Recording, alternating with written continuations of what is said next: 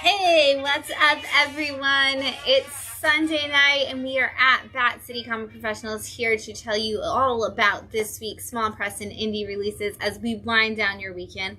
As always, I am Shannon, aka Small Press Shann, and I'm super excited because, as always, it's just another great week filled with comic books. I mean, what else could you need? I'm going to take a drink of this, get us kicked off, and see what we got. So we are drinking Intrinsic, which we think we've had before. Matt said maybe like a couple years ago. You can go back and watch all the episodes if you want to figure out when. But our amazing friends, Dawn and Aster, brought this to us today. If you came for Free Comic Book Day here at the store this year, you probably met Miss Dawn. She was handing out baggies to keep all your free comics in, or you got a free sketch from Aster. He's an amazing artist, and we're so lucky to have him in our teen program and just as an awesome artist volunteer. In residence, we'll say. But they brought us this because they literally said, we picked this one because the bottle was so gorgeous that we knew that that would be the one that you would want just because the bottle is so pretty. And I'm like, oh my God, this is one of my favorite wine bottles all the time, every time I see it. I love the way that the dress is like these broken pieces. But also the bottle itself feels like it's got this like almost like rain effect to it. Like it looks like somebody poured water down the label when they were making it, and then because of that, like it has like this rigidness to it too. Do I need to push it back so you can see it a little bit better? There you go. It's such a cool bottle. And then just the angles and everything. Oh my God, I love this. The wine, like, I think I remember it being good, but also I just really love the way the bottle looks. So even if it wasn't, I'd still be like, yes, this bottle, everybody should grab one. And then save it. But I'm going to taste it. So.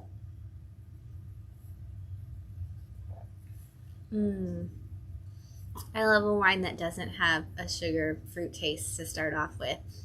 We've been talking a lot about the wines that we've gotten recently have been like, oh, they're kind of sweet, but oh, it ends nicely with a little bit more of a sharp taste. This has a little more sharp taste at the beginning and then settles into a smoothness, which I really like.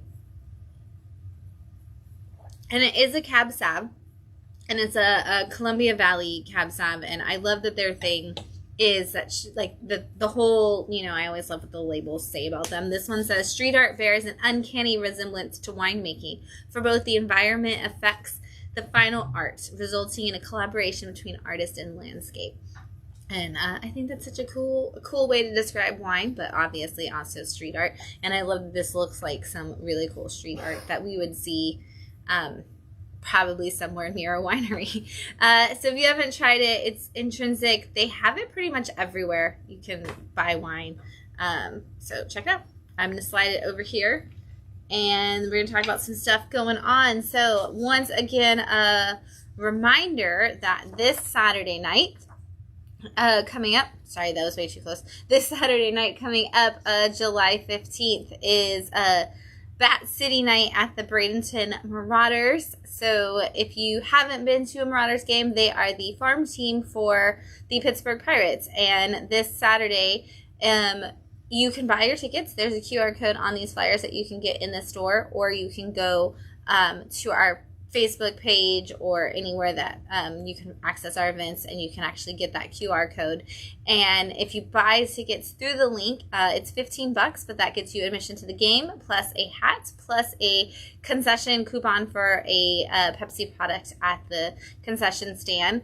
And 20% of the proceeds from the tickets are going to come back to Bat City's kids programming. So helping us help kids learn how to read and write through comic books is going to be funded in part by this beautiful, wonderful experience with the Bradenton Marauders. We're very excited. We will also be there talking about our programming and hanging out at the game. So please come support. And also just come see the Marauders play in general, because it's such a fun team to watch play. And you get to meet Marty the mascot probably, and I love him. Also, this Thursday coming up, the 13th, is our Ladies and Non-Binary Nerd Night. Starts at 8 p.m. There will be drinks and snacks and all kinds of fun in the classroom. This is our adult ladies non-binary night. We have, you know, all the kid and teen activities. This one is for those of you who are 21 and up, who are looking for something fun to do in a safe space that you can talk about all the things that you love to nerd out about. So come nerd out with me on Thursday night. I'm very excited. And then July 26th is our next $1 book club, and I have had 3 people ask me in the last 24 hours what the book was going to be, and we did not pick one at the last book club, so I grabbed one with my eyes closed off the shelf today, and it looks like we're going to be reading Descender #1 by Jeff Lemire and Dustin Nguyen, which is really cool because I know a lot of people just read Little Monsters, who had this same creative team, and were like, I really like the way that they work together, I'd love to read more. We're going to go back and we're going to read Descender and get you excited about this book that you may have missed. And I'm super stoked for the conversation that's going to come out of this. So July 26th at 7 p.m., you can meet us here and talk about that. Books $1. You already have the book. It's free to come for the book club. So that's what we've got coming up pretty soon. We just had an awesome time this last weekend with our comic creation workshops. As always, an amazing, great round of kids coming in for both the morning and the afternoon workshop, making some of the most unique, most wonderful stories. You can check those out in like our pictures. We always post up some of the stories the kids come up with. But we had a special guest this weekend for them. We had Jason and his family from the Comics Appreciation Project. They are a nonprofit organization that is working to get new graphic novels in the hands of youths in crisis. And so they're really working to work with hospitals and kids who maybe, you know, have a CASA, a court-appointed special advocate volunteer with them, or are in, you know, those foster care situations. They're trying really hard to get them something that they can consider their own new valuable thing through the form of graphic novels. They're also going to spark that love of literacy while they're doing it. And so there's great opportunities to help out with their organization. We posted up a video today from them that they did, and you can find out how you can follow them and kind of support their organization as they're going along and all the great things Jason's doing. And we were very happy to have them come out for our workshops and for joining us all day at the shop yesterday. So thanks, Jason and family. We had tons of fun. I'm going to take another drink.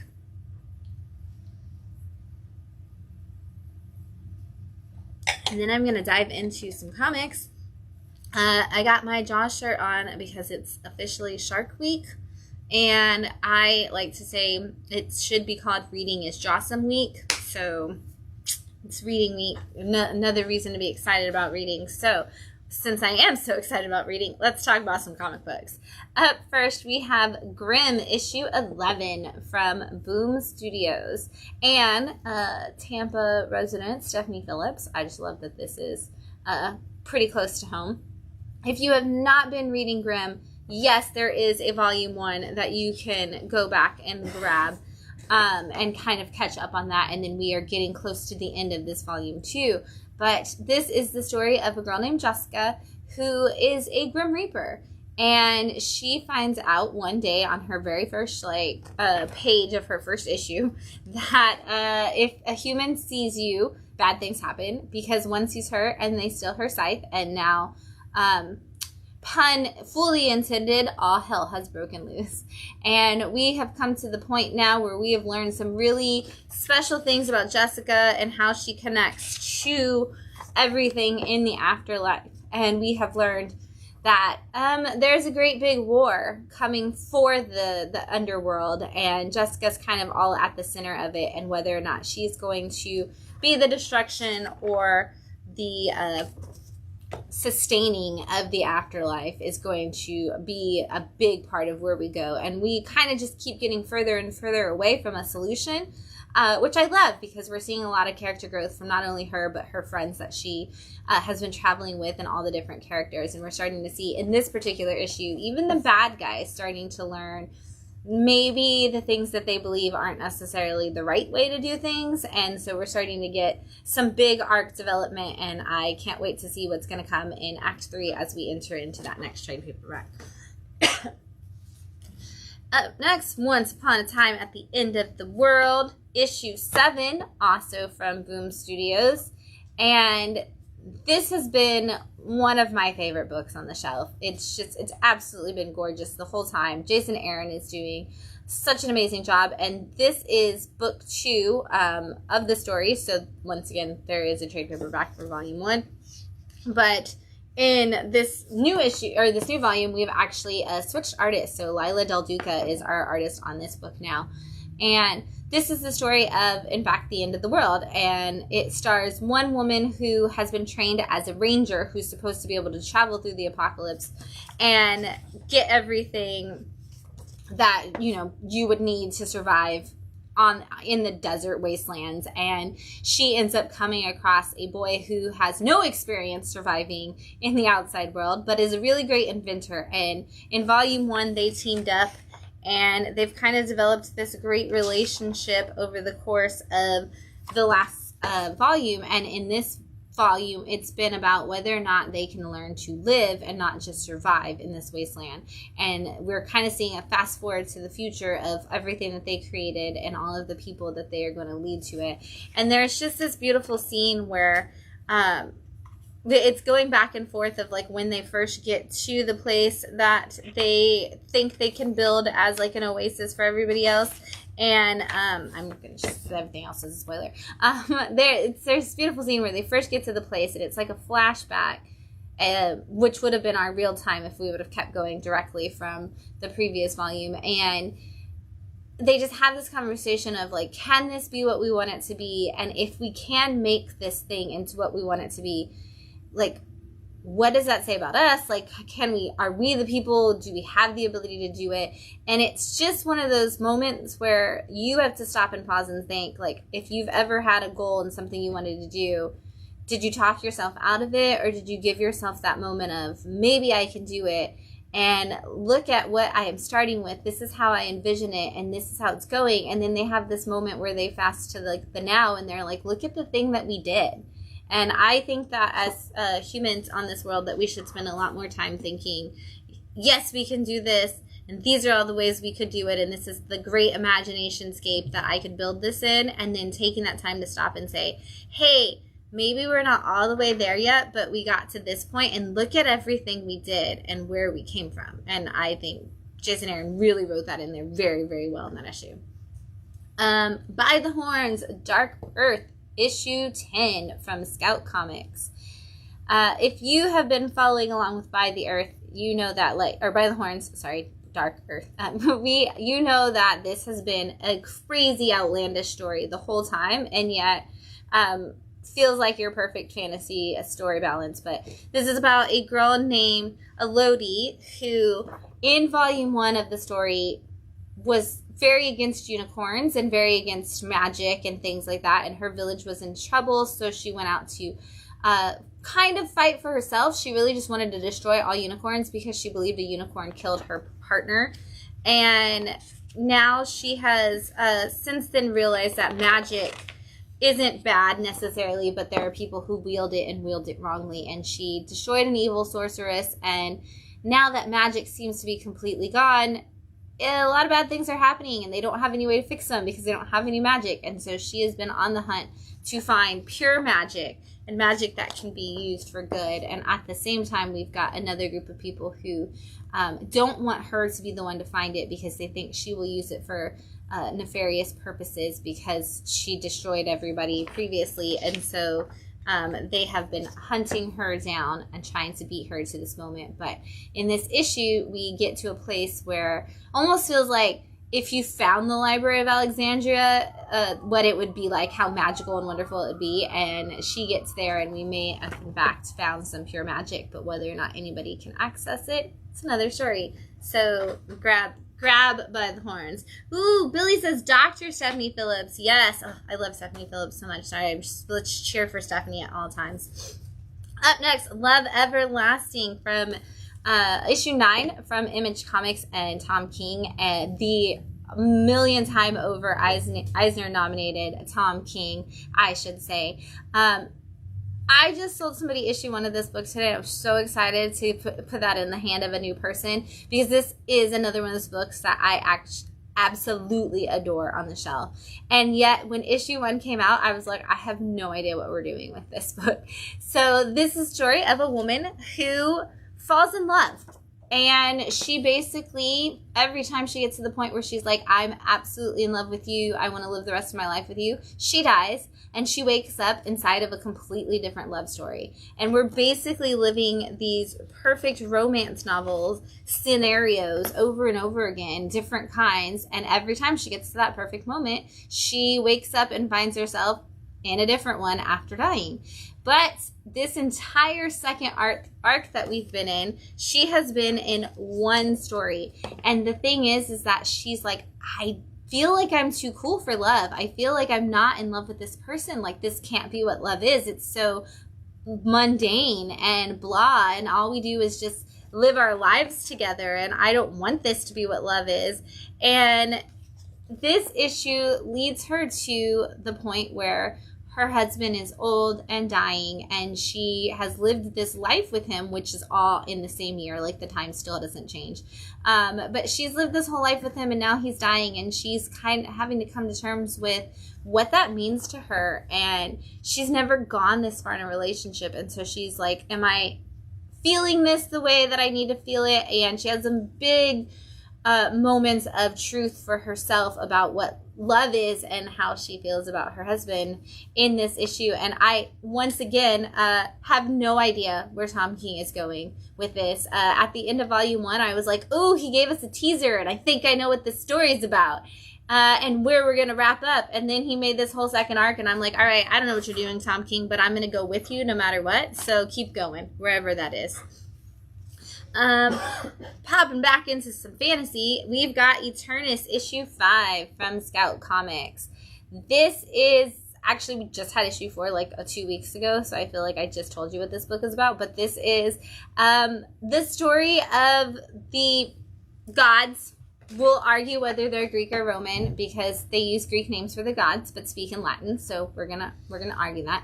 But this is the ancient gods, as we'll say, and they are, somebody has killed Zeus, and Hercules is trying to figure out who killed his father and why.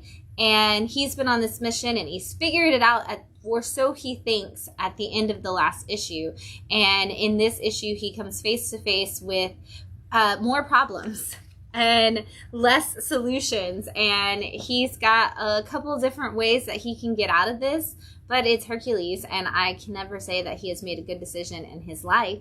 So he doesn't necessarily do that again. And my favorite character in here is the young Gorgon, the young, as you might know, like Medusa style character. She is one of my favorite characters in this book, and she has made some big sacrifices herself over and over again in this story, and I really like her story, and I hope we get to see some more of her just being a really cool Gorgon at all times. So if you are into, if you were like a kid who read Percy Jackson and you're looking for some adult-like versions of Greek mythology and Roman mythology, this is going to be a great book for you. But Percy Jackson children, I know you grew up and you would be annoyed by the cross between Latin and Greek. So just go into it knowing it's a little blend of all things, because it's at that moment, because it does historically line up with the fact that it's at that moment where those things were kind of starting to merge by the way society viewed them, because the one God, as they call him, has come into play, and they're kind of getting mixed together and tossed aside at this point. So there's a reason for it. But up next, we have Junkrabbit, issue 4 from Image on the Shadowline imprint. I love this book. I love this book so much. It's one of those where we as a society have completely messed up and destroyed our Earth and have done all of the terrible things that we could possibly do to not take care of our planet, and now people have to live in dome cities in order to even have breathable air. But the poor people don't get invited to live in the dome cities, so they have to live amongst the trash and breathe methane and not have any resources. And in this world, there is a local hero known as the Junkrabbit. And Junkrabbit has always been the protector of the poor. And in the very first issue, a rich person who wants to be social media famous comes out and is trying to do an influencer video out in this dome and ends up getting attacked by the junk rabbit, and we find out that that is the son of the leader of the dome cities, and so he is now trying to go after the junk rabbit, which is something he's always wanted an excuse to do. Meanwhile, we are following two sisters and a boy that they both love in the dirt and in the junk, and they find out that the junk rabbit may be somehow connected to one of the three of them, and they're all kind of pointing fingers a la the Spider-Man meme at each other, trying to figure out like who's actually the junk rabbit and dealing with some crazy stuff. And in the last issue, the older sister decides she wants out. She wants out of the dirt world. She wants to live in the dome. So she just basically says, I'll give up the junk rabbit if you let me live in the dome cities. And in this issue, we are trying to figure out the fallout of all of that. And we get some big discoveries on who the junk rabbit is in this issue. You're going to want to read it. If you picked up issue 1 and you haven't jumped back in, like, I just go back in, because seriously, when you get to like who is like the junk rabbit and these connections and all that, you're going to be like, what? Oh my God, I'm so excited. I want to read more. So read more. We've got Fallen issue 4 from Red 5. And we're going to go back into the world of mythology for a second. But with all of the like different pantheons mixed together and in modern society. So basically, at this point, all of the different pantheons, the Norse, the Greek, the Persian, you pick one, you've got it. All of the ancient societies' beliefs have become mobsters, essentially, in the modern world. They are the people who are pushing the drugs. They are the money launderers. They're doing all of these things. And once again, Zeus has been killed. We just really like to take out Zeus in these stories. But Zeus has been killed, and the Olympian gods are trying to figure out who could possibly be to blame, and we've got a detective who has been told to stay out of it, but who is absolutely 100% not listening to that and is kind of getting in the middle of it. And in this issue, he's kind of following along as Athena starts to get into things, and we see a little bit about her, but we're also following Odin and his group, and it looks like the All-Father and his gang may have some blame in it, or at least into some of the things that are going on, and we're trying to figure out who's who, and a new god has entered the game by the end of this issue from a completely different pantheon of gods, and I'm super excited to see how that comes into play. So great story if you just like mythology in general and you want to see them all go after each other, but you want to see it in a modern world. This is a great one for that.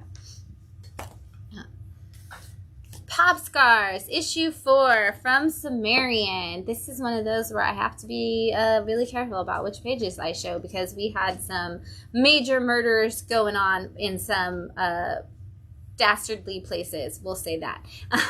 But this is the story of a young girl who her father worked on essentially Jaws, which is great because I'm wearing this shirt.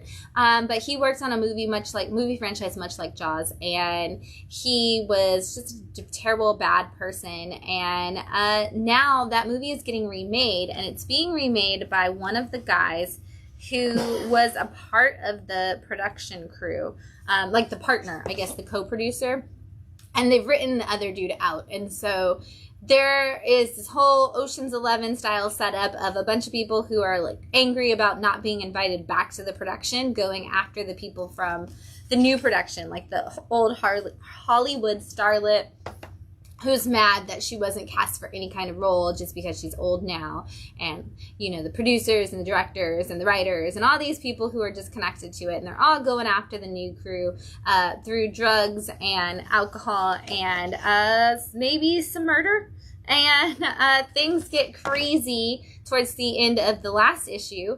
And the fallout of that has made everything even more crazy. If you could imagine just everything possibly going wrong in one of those heist movies without the cool, like Danny Ocean really had even the wrong things planned out the whole time, that's where we are right now. This is just, it's become a complete cluster, and who knows how they're going to get out of it. But we know that this girl has something a little more up her sleeve than what she's been telling everybody. So who knows where it's going to go, but it's a really cool story along the way. Kitsune, number 4 from Scout Comics. If you are fans of those Ronin-style stories, this is a great one that actually uses the Kitsune foxes from the mythology of Japanese culture, so it's really cool.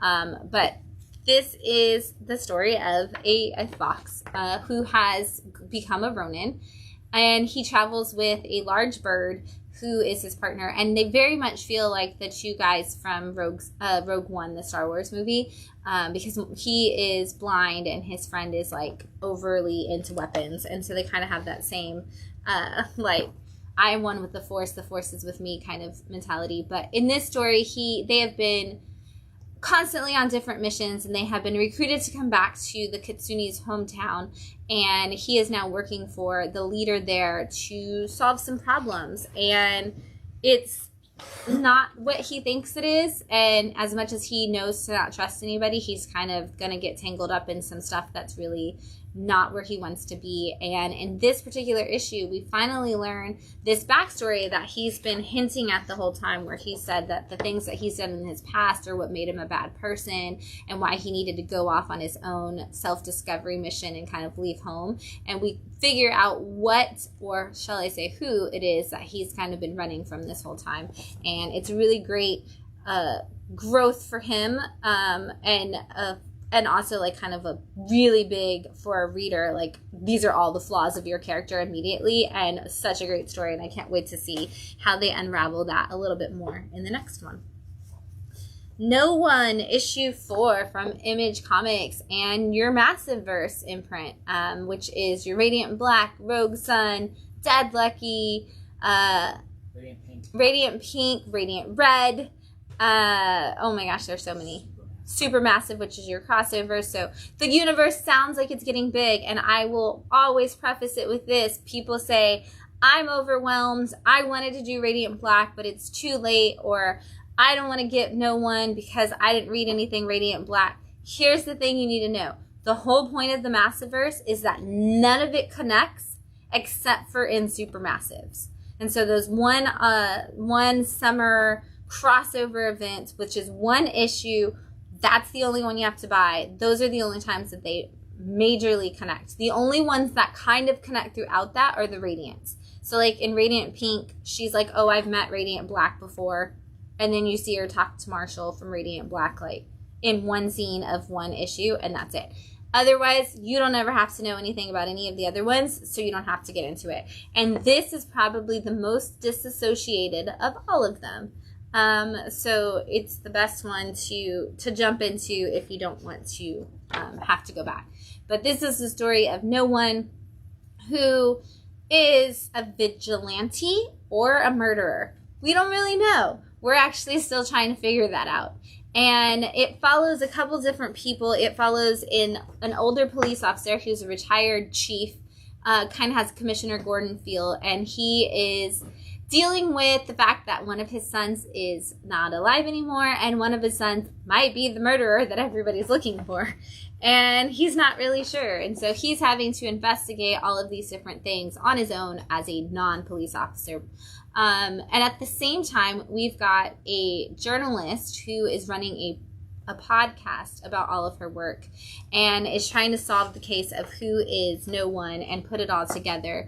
And her mom is one of the premier people, and she's completely offended by the fact that her daughter has this podcast and that she's a weak journalist. And so there's a lot of dynamic problems in there. Cool thing is, if you like the sound of this podcast and you want to follow along and you want to see what stories she's scooping people on, much like how with the Watchmen TV show you could jump to a blog and you could follow along with the Peteypedia, this has a podcast, the one that she talks about, that you can follow along, and you can actually see some of those interviews and get some more of those stories and listen to all that stuff. And it actually stars Patton Oswalt and Rachel Lee Cook, which is really cool.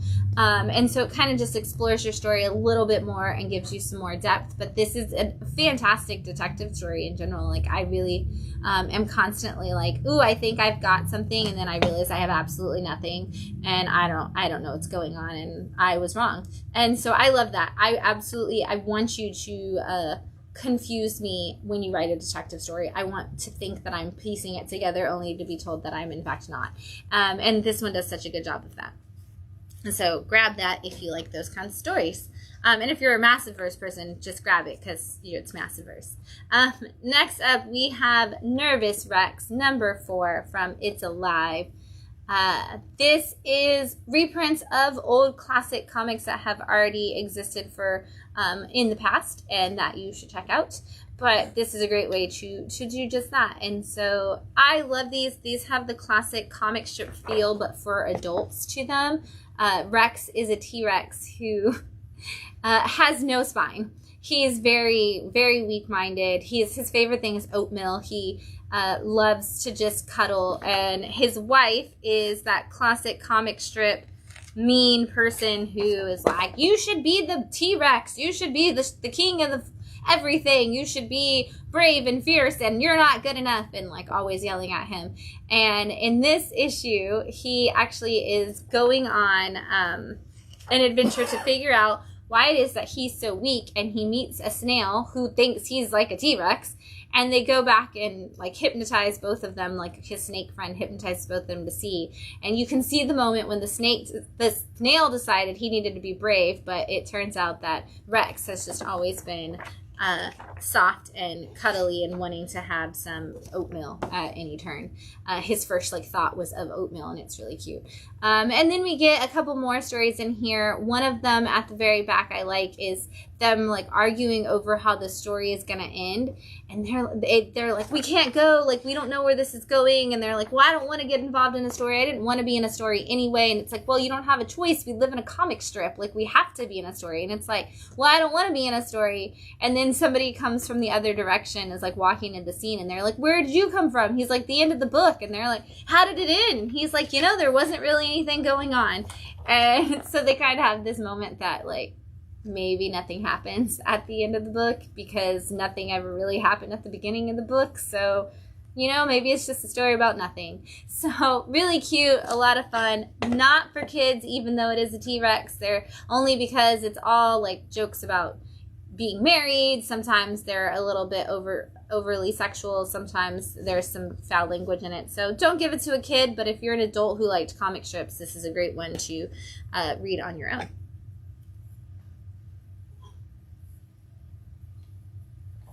Oh man, I only had one more. Oh no, I am on 3. Okay.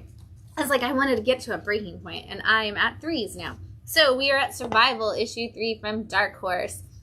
This is the latest in our vampire-esque stories on the shelf. But this one's super cool. I really like it because it's a family who's been trained their whole lives in that, somebody is definitely coming for us. You have to, have your go bag ready. You have to be prepared. And we learned in issue 2 that part of that is because their mom was kidnapped and their dad's kind of been a Secret Service type person his whole life. And they end up, the young girl has come home to visit. And while they're there, they get attacked by some people.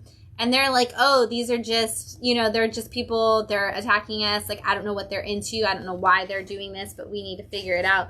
And then come to find out they're very vampiric in all ways, shapes, and forms. And they are here to destroy all of us. And these are the first and last line of defense, hopefully, in this battle. But honestly, this is, if you did a vampire version of Red Dawn, this is what you would get in this story. And I just half expect somebody to yell Wolverines as they run out and attack the vampires. And you kind of almost get that by the end of this issue because you do have somebody kind of taking that moment on. So if you like the more action movie side of vampire stories, this is going to be the one for you.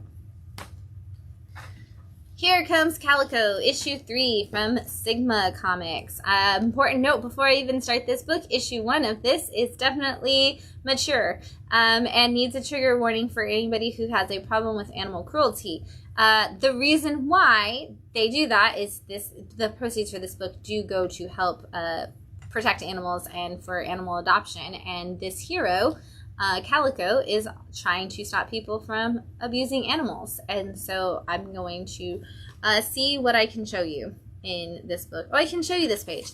So in issue 1, we find out that Calico is essentially a superhero. He's a man who's got all the suit and takes on vigilanting for anybody who is attacking animals, especially like big game hunters. And in the first issue, he goes and like full on torture some people who were big game hunters and had been killing some animals.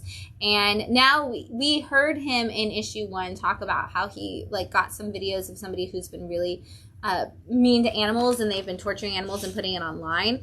And he's got a kind of like an oracle who looks into that for him, and he is still investigating that and trying to find that person. But in this one, he ends up picking up at some people who are having dog fight. People who are raising and breeding dogs just for dog fights, and he gets wind of that, and he goes after them, and it just doesn't end well for them at all. And you kind of are cheering along if you are a person who loves animals and you want people to get their just desserts for attacking animals. You can you're gonna get a heavy scoop, 2 scoops of just desserts if you follow Calico on his adventures. But we also get to see a lot about who he actually is as a person in this one. We finally got to see some of his backstory and how his training works and things like that. So grab these if you're ready to take on a super violent story. They're not, again, not for the immature, faint of heart, or any of those things. On the opposite end of that spectrum, we have Maleficent #3 from Dynamite's Disney imprint. This is about Maleficent, the villain from the Sleeping Beauty movies. And if you have not started this yet, Maleficent is the hero of this story. So she is our protagonist, and we are going to see a lot of things about Maleficent that maybe make us change our mind. Maybe don't, but at least let us know that she's not always trying to just be a bad person. And in issue 1, a young boy came to her, like found her in the woods and was like, oh, I want to know your magic. I want to know all your secrets. And she was like, okay, well, I'm not going to do that for you, but I'll give you a gift to help you along your way. And she gives him a compass that can show him anything he wants. And he uses it to try to steal her magic from her.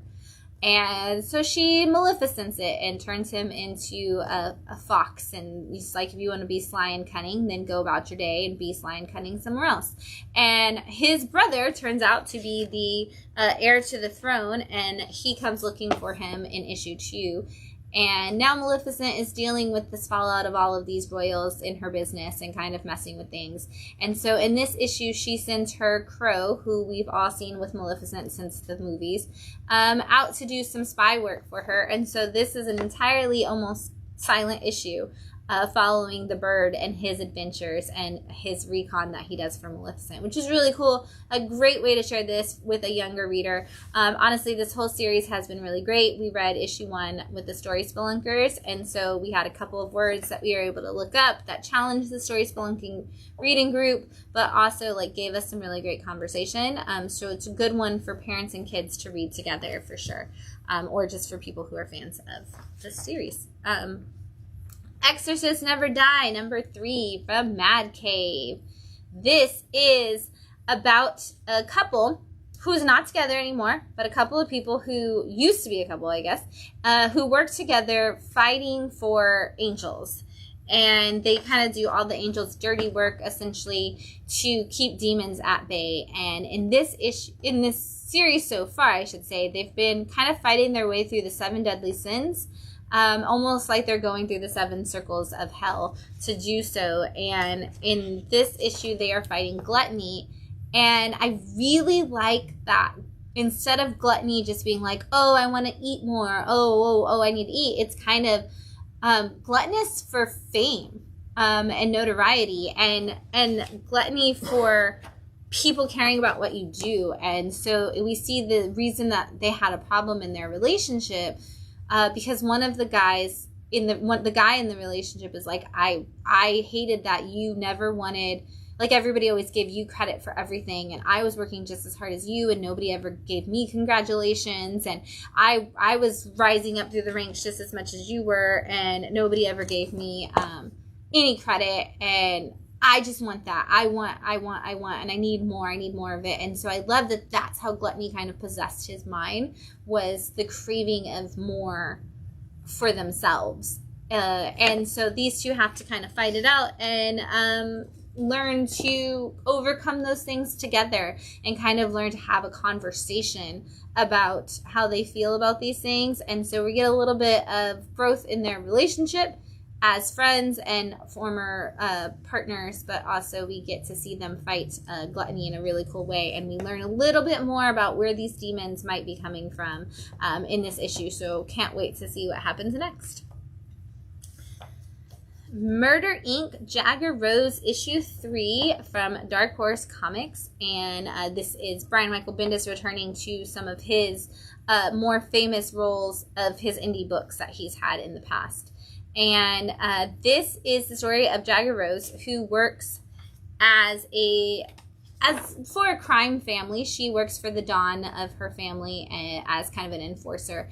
And it's all run essentially by the Vatican. Like, all of the families that all across the world that are mob families are all overseen by the Vatican. And so in issue 2, she was actually taken to the Vatican with her Dawn and another member of her family to be rewarded for some of the people that she took out in the name of the Lord, essentially. And they are like, hey, we have an offer for you. We'd love to have you come work at the Vatican and be one of our people. And she's like, ooh, I don't really know. Like, I really like what I do. I like my family. I want to be a part of it. And then they decide, hey, you know what?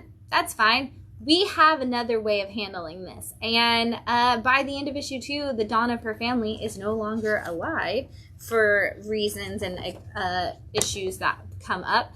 And so in this issue, her and her partner that she's been traveling with are like, we can't really land because we don't know what we're landing into. We don't know what the other Dawns are doing. We don't know if our territory has been destroyed. And she has a meeting and is finally able to figure out what the solution is going to be. And big changes are coming one way or another for Jagger Rose by the end of this issue. Definitely check it out if you like mob stories at all, because this one gives a great little twist to it. And if you've never read any of the Murder Inc. stuff, neither have I. I don't know what Bendis did with this like a decade ago, but I know that what he's doing with it right now, I enjoy. So pick it up. North Valley Grimoire, issue 2 from Whatnot Publishing. I really, really liked issue 1, so this was one of the first books that I read this week, and I'm so glad that it was. This is based on a novel series, which I feel like I need to go back and read. But it is based on a novel series by author and screenwriter Blake Northcott, and getting translated into comic. And Blake also did the like Evanescence comic and a couple of the Catwoman stories that have come about recently. But this is the story of 2 different people. One, we follow a man who works in basically a CIA type thing for magic. He is supposed to make sure that magic does not get discovered and yet does not leak out into the main world, because obviously it's dangerous. And he has been tracking the most evil of grimoires, which is a spell book, for all time. And he finally traces it to a place, and that's where we see the second person of our story, who is a young girl who's in college, and her best friend has recently died. And we learn from the first issue that that best friend had the grimoire, and he was trying to do something with it, but we still don't know what. And we get little pieces of that in this second issue, but there is a big magical undertaking.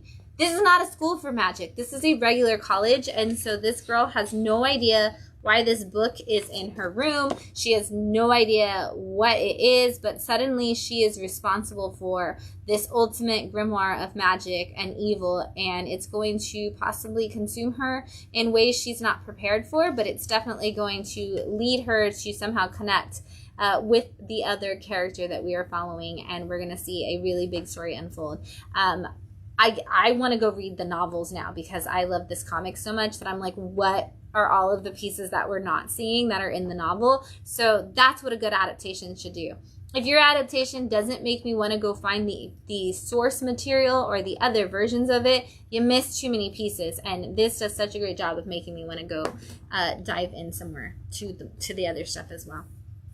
The Nowhere Man, #2 from Bad Kids Press, which I just saw today, speaking of Bad Kids Press, because they started their Frankenrocker and the Jailbait Punks wine. I saw an ad today that might be in the back of this book. Yes, that says you can actually like contact your local wine sellers to get them to carry that in their stores. So you better believe I'm going to be going to every store to figure out how to do that.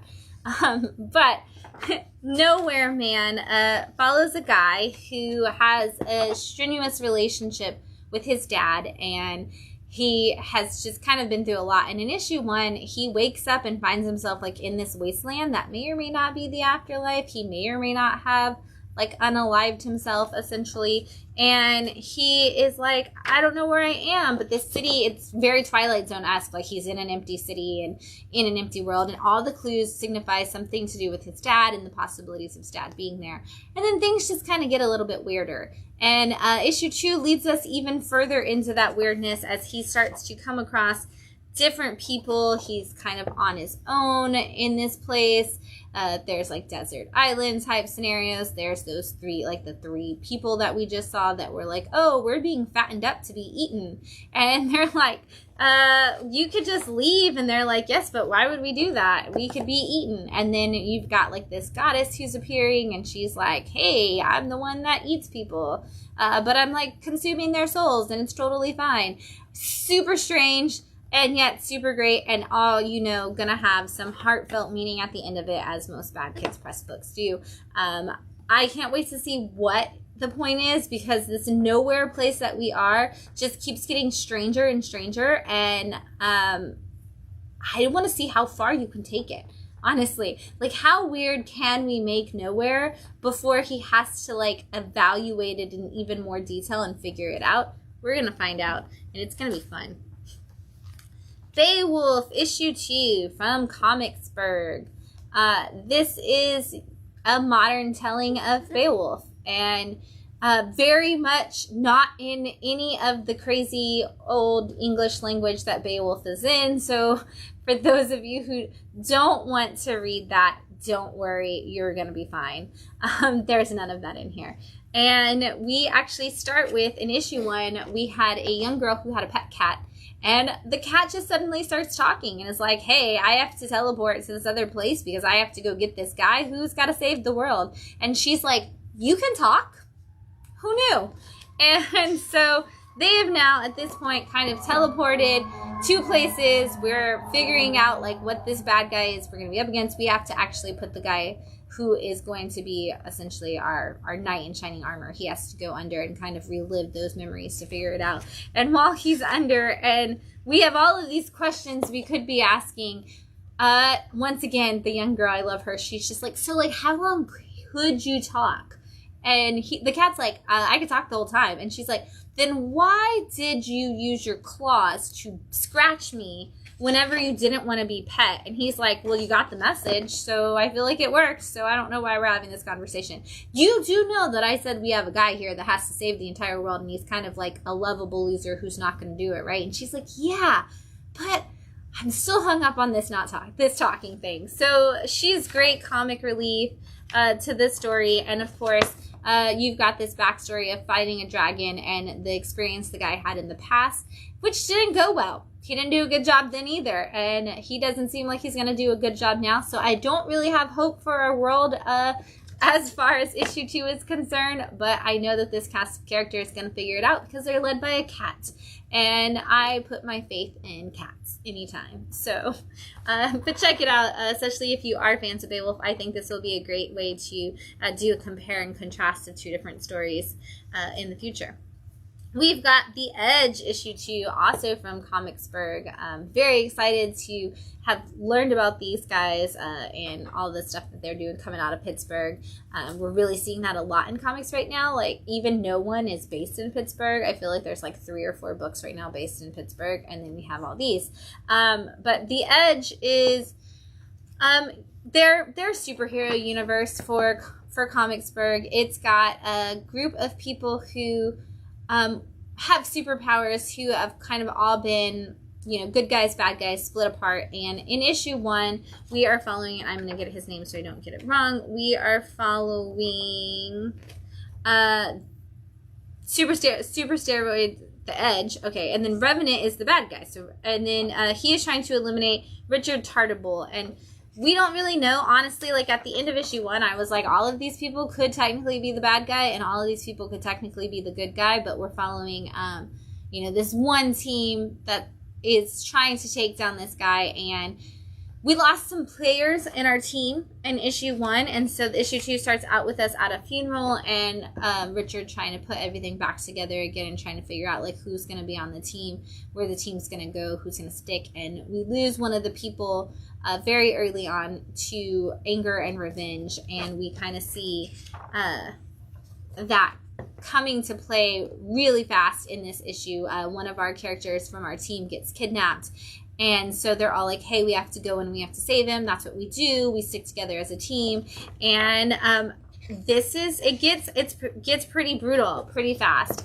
with these people fighting against each other. They're all people who have known each other. They're people who have worked together in the past, and now being on opposite sides is really hard for them. And the way we see some of the stuff happen to these people, this is very Mark Millar-esque in your level of violence and storytelling. So if you were a fan of things like Kick-Ass and Nemesis and just those kinds of superhero stories, this is going to be a great one for you from a new publisher to pick up.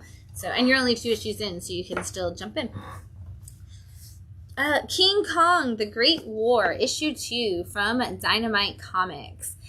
For all of you Kong fans, we are spending some time on Skull Island in this series, and I'm super excited to actually be on Skull Island because I feel like every time we do anything with Kong these days, in comics, we always like bring him up to, somewhere else, and so this is cool to be back there. And it takes place in 1917. So this crew of this submarine essentially has crashed onto, or the ship has crashed onto Skull Island, and one of them is like, I've been here before, I know this place, it's dangerous, there's creatures everywhere, and we've got to get to high ground and safety. And so they're trying to cross Skull Island and get to this one mountain where they think they'll be safe.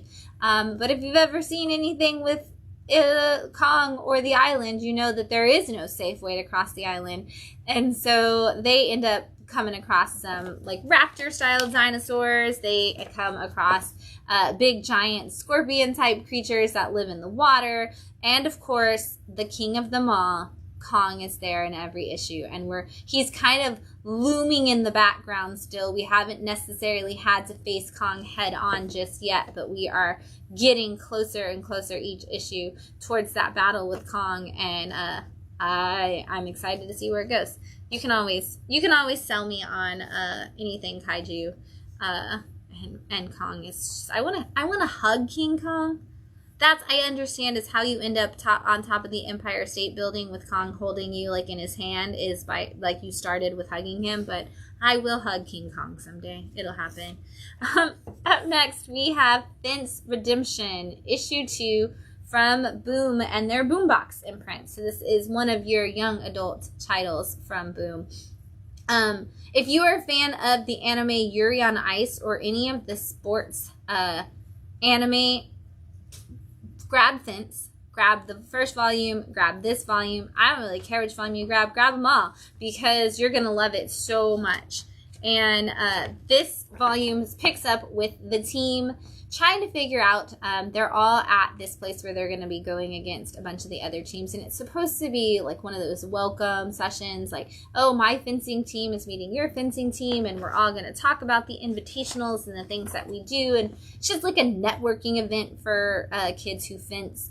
And we find out that there is a history, and a messy one, between pretty much everybody in this fencing universe. You got like the kids who have problems with each other because of their parents or their cousins. The coaches even have like a long-standing beef between them. Like, everybody's got drama, except for like the one kid who's like, I just want to fence, and the one kid who's like, I'm the team's water girl, and I just love fencing, and I just love everything about you guys. You're all so cool. And so you've got like these two people who are just oblivious to everything that's going on, and the rest of it is classic drama between like team members and other teams, and like, is this person gonna switch teams? Is this person not gonna switch teams? Like, are they throwing the game because they're secretly in love with this one? I don't know. You get it all. Just jump in. Again, especially if you're a fan of any of those sports animes, this is going to be one that you absolutely love.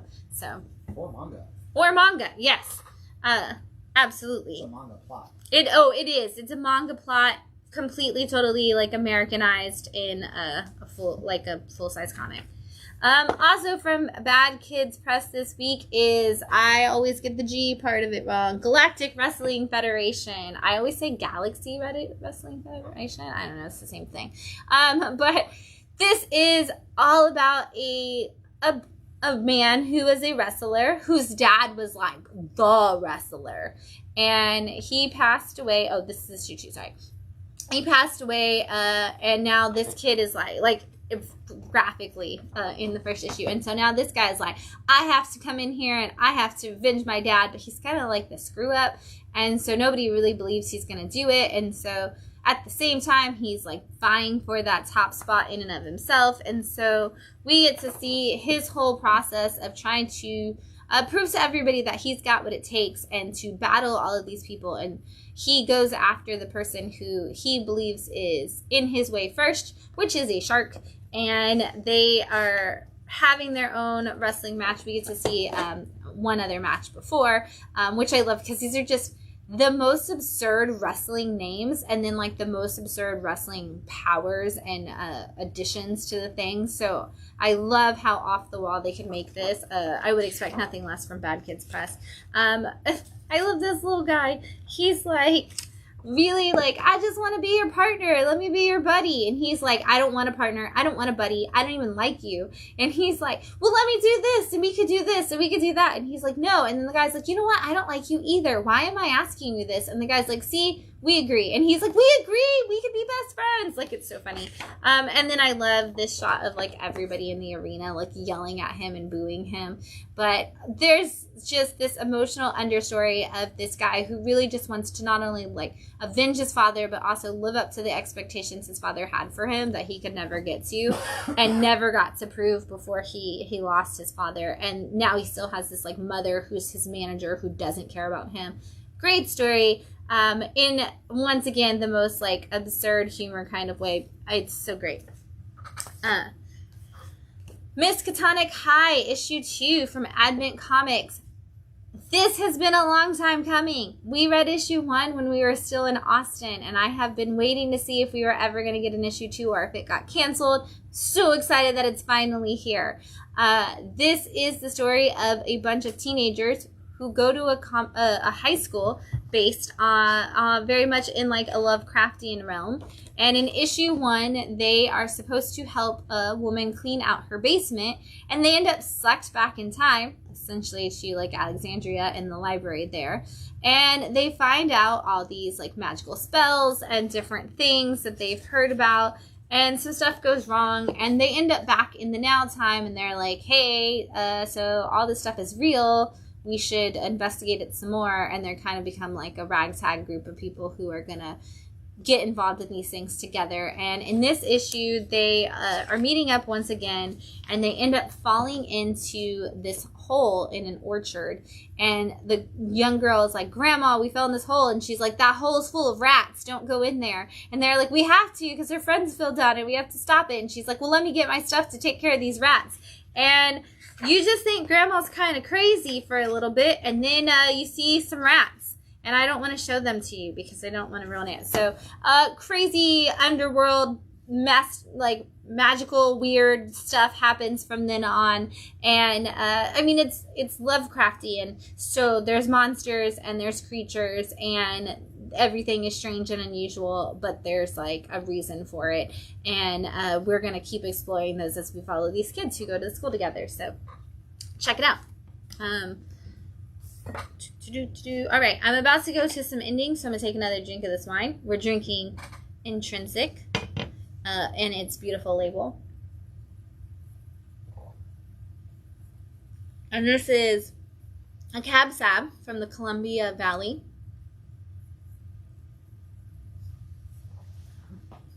It's delicious, and I hand you that. Yes. All right. So we've got a couple of arcs that are ending and a couple of series that are ending. So I'm going to go through these. Really excited. I love this cover.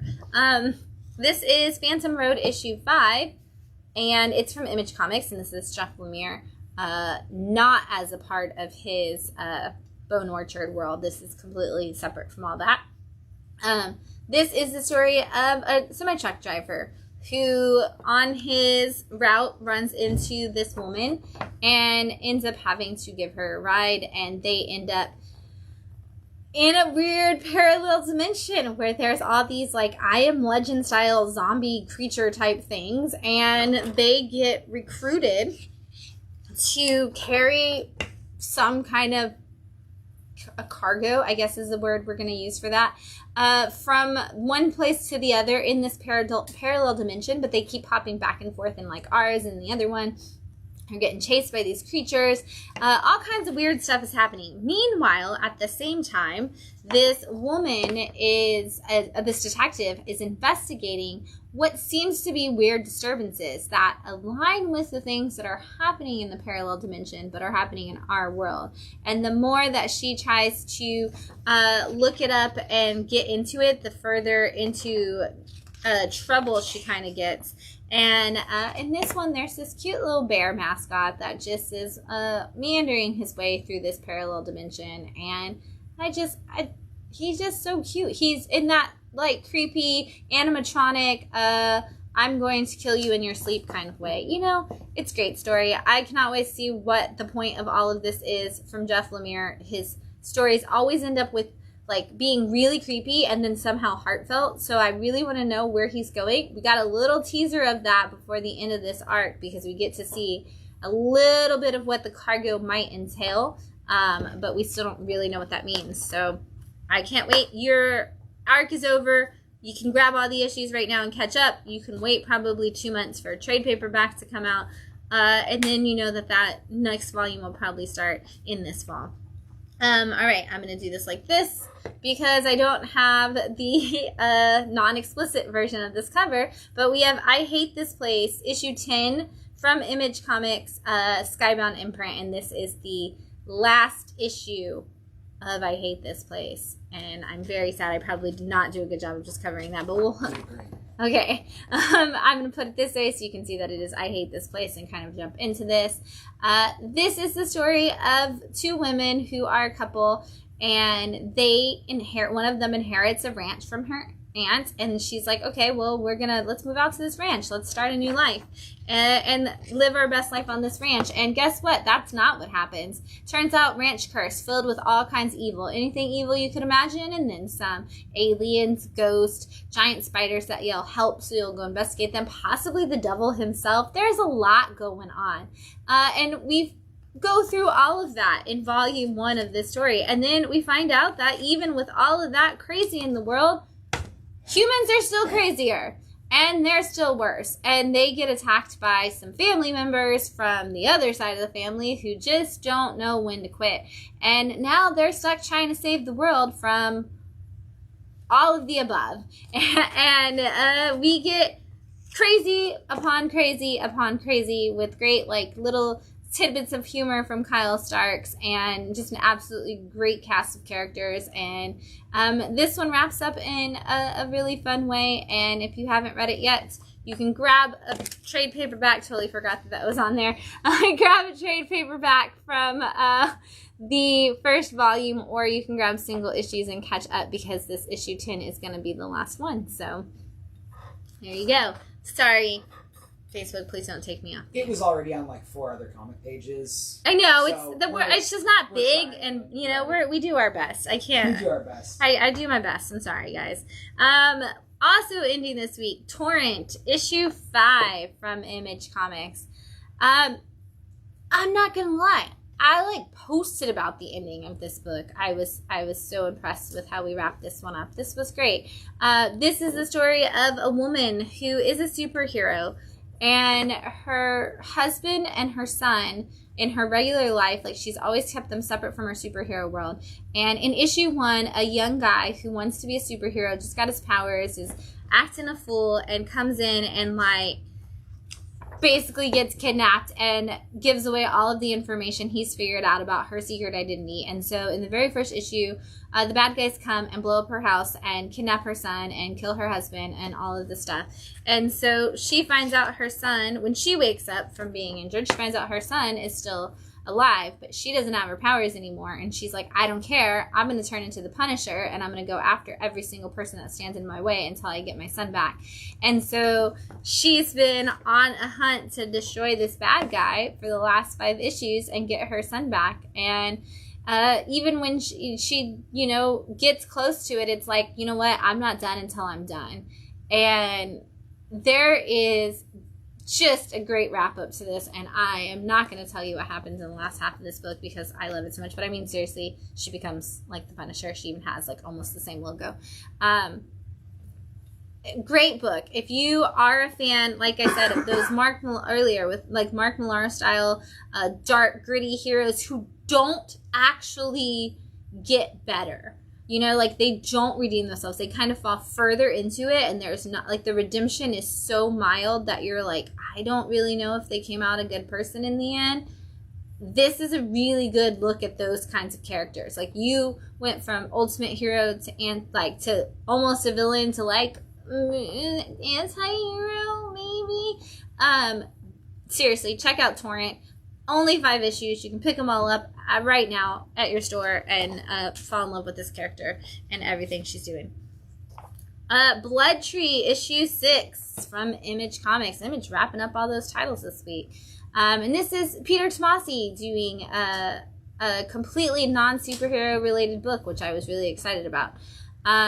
This is the story of a detective who is investigating a spree of murders going on in his town, where the guy who's murdering all the people is putting angel wings on them and, like, sewing these angel wings to them and having them basically, like, strung from trees or jumping off of buildings or crazy things like that. Very mature, very intense comic. Also, issue 1 should probably come with a trigger warning. But this detective has been trying to figure it out, and so far over the course of the 6 issues, we have kind of figured out that the bad guy is going after people who anybody in their family has ever been a murderer or a villain of some sort.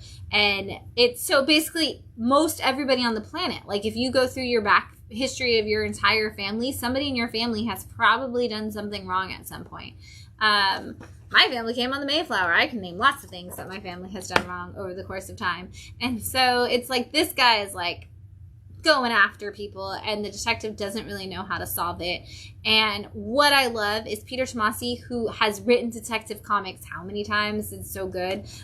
He's such a great detective writer, and so he's so good at giving us twists and turns where you're like, oh, we got all the clues, we're putting it together, and then it's like, no, you didn't. You didn't put anything together. You just thought you put it together. You're still 6 steps behind the killer. And I love it because in this issue, it's like, hey, this is the last issue. Like, you're going to have to get it together, dude, and you're going to have to figure it out.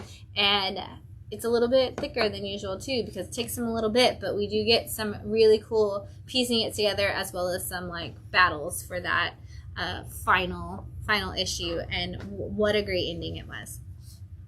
Our last wrap-up issue is Mosley, issue 5 from Boom Studios. This is the story of Mosley, who is a man who wanted to do something to, like, better his family and give him better opportunities. So he signed up for a government experiment where he would basically be teaching androids sentient knowledge how to think like humans. And that could only, in no way, shape, or form, go right. It was destined to be bad from the very beginning. And it absolutely was. And robots take over, and they basically control everything we as humans do, and all things are not in our control. And people kind of just become complacent to robots leading their lives. His wife leaves him to go be a part of a cult that believes that humans need to take back the world. His daughter becomes somebody who works specifically with this AI and giving them all of the powers that they need. And he who has accomplished nothing since then, gets bestowed powers from the gods to destroy the evil AI that is leading this world now. And he has been fighting against these robot overlords to kind of take them all out and figure out who, like, how to give humanity its chance back. And in this issue, we kind of see him finally get a chance to do that with the people that matter most to him in his life. And we get some really cool fights against the different robot gods, essentially, over the course of the different issues. But in this one, I love that we actually get to see him decide what really matters to him and actually stand up for more than just, this is my mission, but also this is what matters. And great wrap up, wonderful story. I love Jean-Francis Bellelou on colors. He does all of Scotty Young's coloring, always in for that, and so it just makes for a beautiful book. All right, drink. All right, we got some books kicking off this week, and some one-shots. First up, we've got a really long title. Sorry, Matt. Just write down the last part of what I say, because this is long. The unbelievable, unfortunately, mostly unreadable, and nearly unpublishable Untold Tales of I Hate Fairyland, Issue 1. This is from Image Comics, and of course, Scotty Young. This is just some, we had a lot of time in Fairyland, and we didn't get to see, and this is kind of giving us a story. So if you don't know I Hate Fairyland, it is the story of a little girl named Gert who gets the honor of going to Fairyland. And the thing about going to Fairyland is that you're supposed to be able to go on a magical adventure and meet woodland creatures and like magical beings and solve the mystery of the key that leads to the door that leads you home. But Gert's dumb. And so Gert can't do it. And Gert gets trapped in Fairyland for like 37 years. And so she's essentially a 40-year-old woman inside of the body of like a 7-year-old. And she can't get out. And in the course of 5 volumes, Gert just ends up destroying most of Fairyland until finally she does get out. And if you're reading the current I Hate Fairyland, you know that Gert has now returned as an adult to Fairyland for different problems. But Scotty Young decided, there was a lot of weird things that happened that we didn't see Gert do in those 37 years that she was stuck in Fairyland. Let's tell some more stories. And so this is an anthology of different tales. The first one being Gert meeting a great barbarian and telling him like, oh, you're so beautiful, you're so wonderful. And he's like, everybody loves me. She's like, I don't like you, I like your weapons. And kind of destroying him just to get the axe that we saw Gert wield many a times in Fairyland before. And then the second story is her taking on the 3 little pigs. And she is essentially the big bad wolf who's knocking at their door trying to destroy it. And they end up getting some protection of their own while Gert is going to the bathroom. And Gert finds a person who also hates the 3 little pigs who gives her some magic that will help her destroy the pigs. And the only reason that Gert is going after the pigs is because she's offended that they looked at her funny. Because in a world full of crazy creatures that are all strange and unusual, why is she the one that people look at like she's hideous? And she's so offended by it that she decides she needs to take these piggies down. Great, hilarious. If you're a fan of I Hate Fairyland, you just have to buy it. And if you have never picked up I Hate Fairyland and you want to know if you're going to be a fan of I Hate Fairyland, this is going to be a good way to find out, because you're going to get a little taste of who these characters are without having to dive into 5 trade paperbacks of story to get it. So, good way to experience the universe if you haven't before. We've got Thanks Romina #1 from Scout Comics and their Chispa line, which is their Latinx line. Honestly, this is a great slice of life book that almost ended up in my picks of the week just because it's been so long since we've had a slice of life book that I was just that. And so I was like, I almost wanted to put this in my picks of the week just because it was just so cute and so perfectly done as a slice of life book. But anyway, this is about Romina, who has just graduated from college. And she has her first job, and she's very excited to start. And she's essentially working as a production assistant. at a studio, and she's very excited. And of course, if you've ever started a job, you have probably had this experience where she goes in and the boss is like, it's going to be wonderful. It's going to be great. Everything's always perfect here. And then somebody comes in and is like, everything is awful and here's why. And he's like, I have to go put out this fire, but let me show you to the person that's going to train you. And the person that's supposed to train you is just like, I don't really have time to train you. So like, here, just file these papers away. Like anybody can file. You probably got this. And it's like, okay, so I'm not really learning anything. And everybody seems to think this job sucks. But, like, I really wanted this job to be cool. And you're, like, still kind of excited about it. But you feel like maybe you shouldn't be excited about it because it's not going well. And then she has the call with her mom. And her mom's like, or her sister, really, in her case. And they're like, how's it going? And her sister's like, is it going as great as you thought it would? And she's like, I mean, yeah, it's totally perfect. And she's like, it's terrible and you hate it and it's awful and you shouldn't have taken that job and you should have gotten like a real degree and gone in a real direction. So like, we've probably, especially if you're in the creative world, all had this experience. I felt like I lived this 4 times in my life already.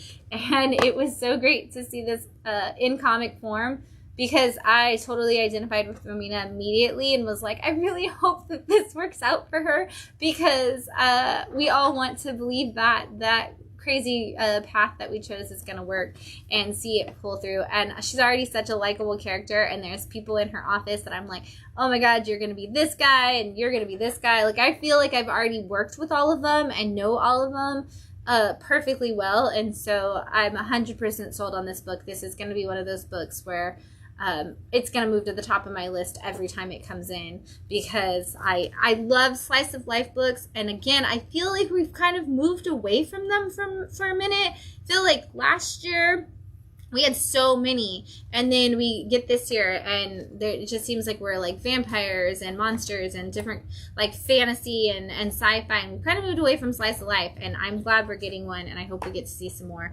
coming out soon. From the team that brought you Heavy Metal Drummer, we've got Pink Elephant issue 1 coming once again from Sumerian Comics. This is your classic cabin in the woods style horror with that weird art that you get from the Heavy Metal Drummer team. This is a group of kids going to stay in a cabin in the woods that one of their friends owns, and they stop at the random convenience store before they go out there, and the crazy old lady that works at the convenience store basically tells them to like pick some weird items, and kind of tells them that this pink killer is coming and he's going to murder them all and they're all going to die and it's going to be terrible. And they end up picking, one of the guys ends up taking let's see if I can find the page. He ends up taking this little pink elephant capsule thing, like a little tin, and he's like just steals it from them. And then the lady threatens all of them, tells them all they're gonna die, so they take off running. They think it's all weird. They end up at their cabin in the woods, and they're like, oh, everything's gonna be totally fine, it's gonna be great, let's open up this random thing. What is it? What's inside this? And it turns out it's drugs. And so they're like, hey, let's take these drugs and see what happens. And it may, in fact, awaken the pink killer who is coming for them. And this is going to get crazy. And again, if you're a fan of anything like Cabin in the Woods or any of those classic horror stories, can we call Cabin in the Woods classic at this point? I didn't know if you meant like Cabin in the Woods stories, like kids going to stay at a cabin, or like the Joss Whedon Cabin in the Woods. A little bit of both. Spun on it. A little bit of both. That's made a spin, but yeah, with the decision making, this feels like it feels like the Joss Whedon Cabin in the Woods. I'm gonna read it. You're gonna love it. The Pliskins are great. Yeah. And this is incredible. I didn't even know it came out. Yeah, this is definitely a Matt book, but seriously, it feels like Texas Chainsaw Massacre, like how Cabin in the Woods was almost a parody of all of those, going to stay in the cabin. I mean, it is a parody of them. It's not like it is.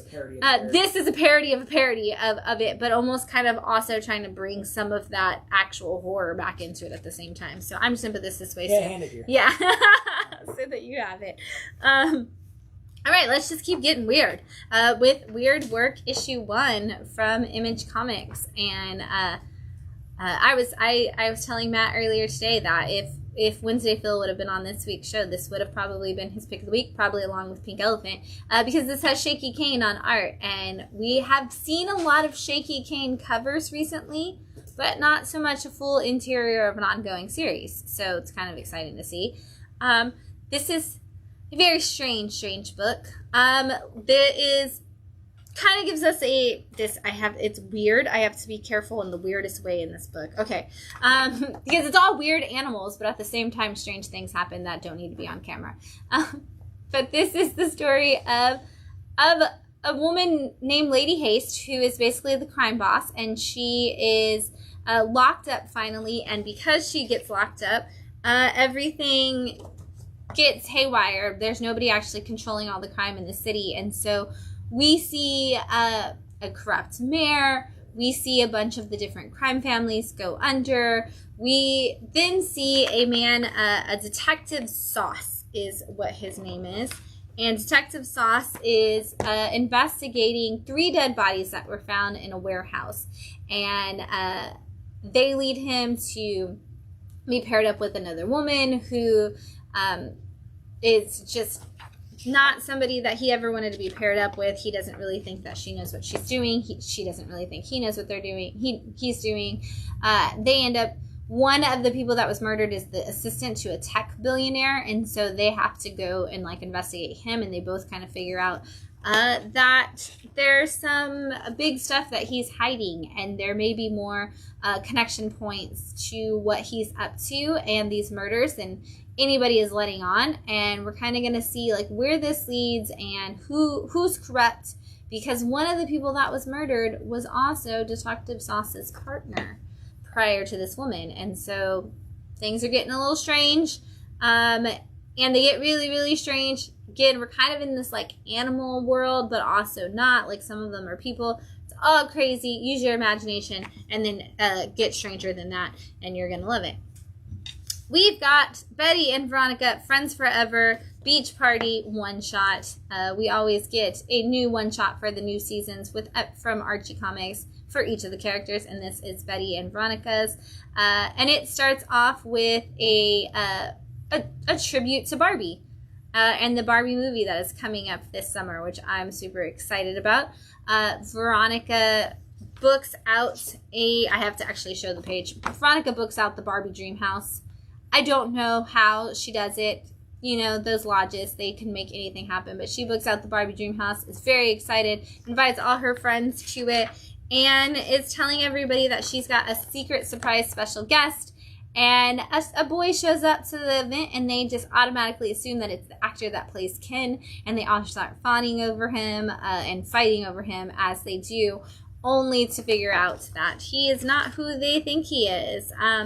And then we get to go to, of course, we get some other stories from the past. We get one with Jughead getting his face painted on a volleyball, and him feeling like he can have all of the side effects of the people hitting the ball like in his head. He starts to get dizzy and sick, and it's Jughead. We also get the story where Betty and Veronica have a friend who they're so excited is going on tour and is going to be having a great time, and then she gets injured, and Veronica is like, oh, these people are stealing your music, and they're stealing all the stuff, and then they find out that like she's getting all these royalties off of it, and Veronica's like, oh, well, now I feel bad for the other people in the story, because Veronica always jumps to conclusions way too soon. And then we had one where everybody was disappearing from Veronica's beach party. She rented a private island, and everybody starts disappearing. And Archie and Reggie argue over who's going to be the detective to solve the case, only to find out that people aren't actually disappearing. There's a very logical explanation for it, and hijinks is what it is. Always. Can I show this cover on the live stream? Is this too racy? I think so. You think I can? Okay. Is this still $1.99? I don't know. They are $3.99. They are not still. Okay, you think I can show this cover? I think so. I mean, Jim Ballant. So this is Gene Simmons' new book for Opus Comics. It's called Dominatrix, and this is issue 1.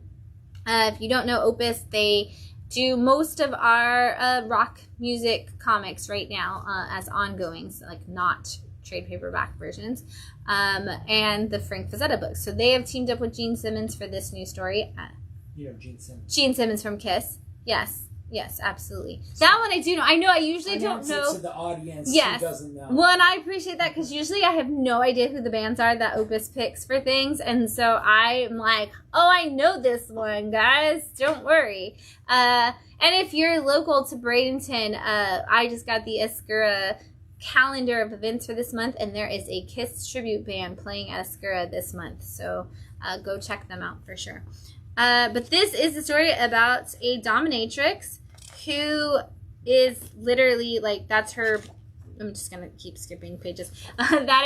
That's her title because that's what she is. And she is working as one day when people break into the room and kind of attack her and the guy that she has as a client at the time. And he's like, take this bag and run. So she takes the bag and she runs away only to find out that the bag is loaded with these pills. And I love this because we get this backstory of her immediately where she looks at the pills and is like, I could take this pill, could do something for me to get away from these people. But like we see that her mom was a drug addict and she's been like kind of messed up over that her whole life. And so she ends up taking one and it gives her the strength to fight back against these guys, which I love seeing her just totally like rip them all apart. And then she is like, I have to go into hiding because these people are after me. I have no idea who they are. And so she starts to go away and try to figure out her own investigation of situations and teams up with some people that she's met along the way to kind of help her figure out where she should go next. And I'm really excited to see where this story goes, honestly. I love the duality of her, like, this is who I have to be, and then this is, like, who I am, and this is why I do things. If you are a fan of Hit Me from AWA and Krista Faust, I think this is a great one to jump into.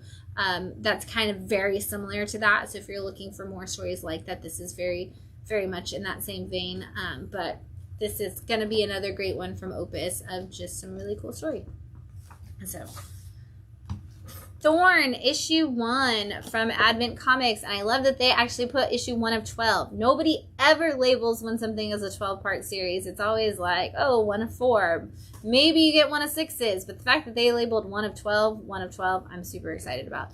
And I'm super excited about this story. This is perfect for people who are fans of Black Lightning and those early stories that we had with him, because this is the story of a man who is essentially a martial arts teacher, and he is helping some kids in his community learn that aggression isn't necessarily what the point of fight, like learning to fight is. Like, he's like, I don't want you to learn to fight. There's too much fighting on the streets already. There's too many people making bad decisions when they get in that. I want you to learn discipline and control.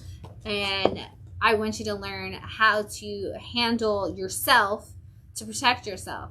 Meanwhile, we know as a reader that he is working as a super vigilante hero kind of guy on the backside of this. So while he is teaching these kids how to control themselves, he is also working as the neighborhood protector.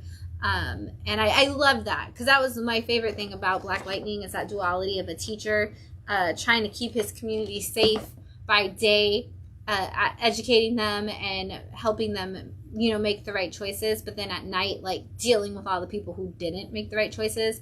And by the end of this first issue, one of the girls that hangs out at his boxing club has gone missing, and he is going into action, as we're going to see, to figure out how to save her. I'm super excited. I have a feeling Thorn is going to become one of those superhero stories that I'm like, why isn't everybody reading this? So check it out. We're on issue 1. Now it's time to grab it. Delphinium, part 1, and this is from Strangers Publishing.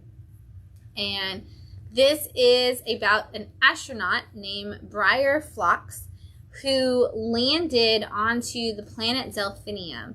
And he's like, I have to figure out what this terrain is. Like, is it safe? And should I be traveling this? So we get this, like, this is him falling to the planet. And we talk about specifically that the planet is all purple, and so I love that they made all of the color tones in the book purple, because they specifically give us a reason for that. But he's like, oh, well, it looks like the oxygen levels are fine. I can definitely breathe in the air just fine. So he starts walking around, and he's like, ooh, there's sentient life because there's bugs here. So I bet that means there's something else. And then he finds some mushrooms, and he's like, oh, it looks like maybe this is possible to eat, and our stomachs are all got filters in them and have like specialty like lining in them, so I'm gonna try this food out, and actually starts trying to eat the food, and kind of just goes on this adventure through this planet as far as issue 1 goes, and leads us up to the fact that he might be there for a hot minute, and so he's gonna have to figure out how to survive on this planet, and then whether or not he is the only one there is going to be the question we're left with by the end. E-Junkie, issue 1 from Scout Comics. This is a non-stop, so we're going to go straight from this into a trade paperback. If you decide you like this issue, that's how you're going to get the rest of it, so make sure you tell your store that you would like to get the rest in trade. But this is the story of a guy who lives in a futuristic society, and basically he's become people are adrenaline junkies, but not from their own experiences. Essentially they're going through a virtual reality simulator kind of things to get experiences that other people have lived. And in this issue we see him go and find a specialty, like, you know, like, oh, the hot drug on the market, essentially, like the underground, you shouldn't be taking this, and ends up on a train in the Old West, and is like, I don't know, like that person looks like somebody that I know, this could be something from the future. I want to see if I can find any of that. Yeah, because I really like this art. He's like, I don't know where this is going, but I know that person, like, I know this person, I know that there's a connecting point here, and I've got to start investigating this. But his investigation might be cut short once he gets back to reality, because the thing that he's participating in and what happens while he's under for that vision changes the reality for him in the real world very quickly. So kind of gives you that, like, that Total Recall, like, futuristic kind of, we've got to run and fight and the bad guys are coming kind of situation. But starts out building a really great world. So if you're looking for one of those Blade Runner type of futuristic worlds, you're going to get a good one in this. And it builds out nicely really fast. I feel like I know a lot about it. Magician's Rabbit, issue 1 from Scouts. Also a nonstop book. So this is the first before that trade, and this is the story of a little rabbit who is kind of like Rocket Raccoon, honestly. If you are looking for some more Rocket Raccoon in your life, this guy is going to be one to fill that void, because he is a rabbit who does a lot of assassin work. And in this particular story, in this first issue, we kind of see him being in, like, you know, we see him in a bar, we see him meet up with some old people, we see them kind of, you know, oh, you've got to take this job, you've got to do these kind of things. So we get a lot of setup for who this rabbit is and who he's been in the past. And I like that they even, like, make fun of it, like, oh, well, you know, you say you're an assassin, but okay. And so we're kind of seeing a very early setup for what's going to happen in this story. But if you were a fan of Mista Ista, I think you're going to fall into this as a little bit more serious version of it, and kind of more of a long-running story than we got with Mista Ista, where he was just like, I want to be the best assassin. This guy's actually got some story that he's really trying to pull from on his backstory to, like, why he is the way he is. So kind of like I said, blend Rocket Raccoon and Mista Ista, and you're going to get the Magician's Rabbit, which is going to make for a really fun adventure story with a little bit of heart, I think, pulling out in the end. So check it out. Doctor Who Doomsday, 2 separate words.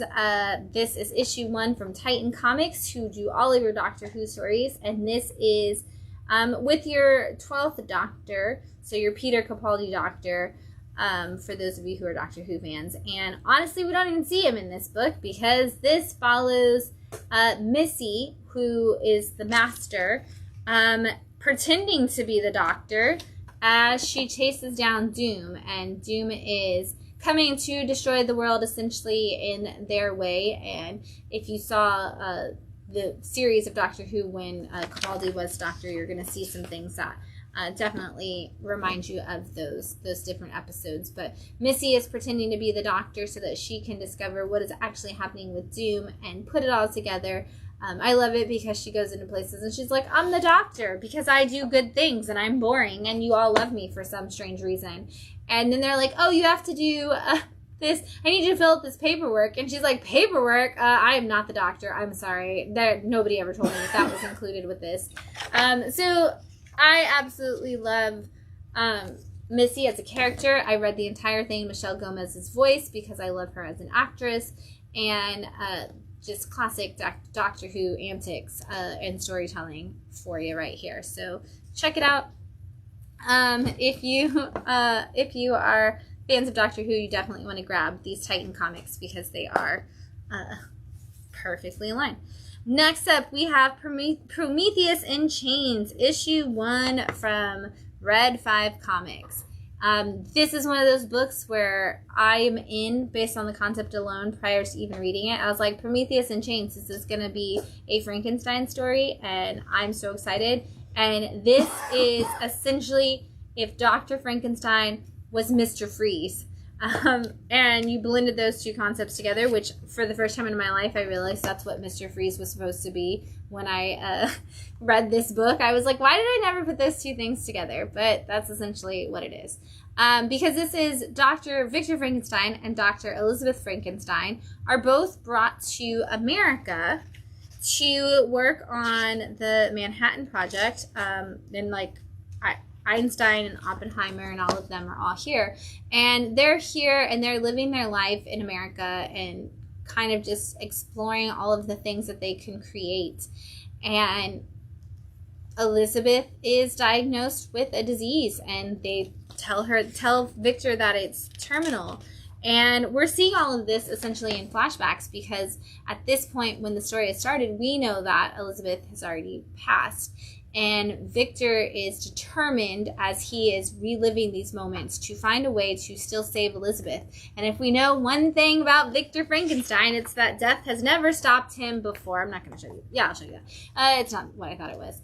Death has never stopped Victor Frankenstein before. That's just a little misstep in his processing. And so he is determined to figure out a way to save his wife one way or another. And I'm always in. If it's Frankenstein, I'm in, and I'm super excited to see where this one goes and what he creates and how bad Victor can make this. And I still can't believe I was this week years old when I realized that Victor Freeze was supposed to be Victor Frankenstein. I can't believe I never noticed that before now. Lastly, in our number ones, and I put these two at the end because they were in my live 5 and honestly could be picks of the week as well. But we have Animals, number 1 from Invader Comics. Probably the book that I put in the most hands this week, other than Night Terrors. This is such a cool book that got people really excited. This is essentially what if there was a zombie outbreak, but it didn't infect humans. It only infected animals. And the animals affected didn't become dumb and slow. They became smart and maniacal. And they suddenly all became raptors, essentially, and could hunt and remember and go after people. And so it starts with one group who is going after a deer, and they think that they've killed the deer, and they are wrong. And then we see some people who are in the woods, and a bear attacks, and the bear attack is not anything like any other bear attack before. And then we bring in a detective and an FBI agent who are trying to figure it out. And the further they get into their investigation, the more stuff that we learn about the possibilities of different viruses that could be affecting these animals, but also we start to see more and more of these attacks, and that it's been happening longer than we thought. So kind of feels a little Animosity meets like Walking Dead, but all in like animals. But if you've read Animosity, this is going to be like the adult version essentially of that, but it's super great. I've already had to order more because I had so many people who are interested in it, and if you didn't pick it up this week, go out and grab a copy from wherever you buy your comics. All right, so I got some picks of the week really fast. I'm going to take a drink before I do that.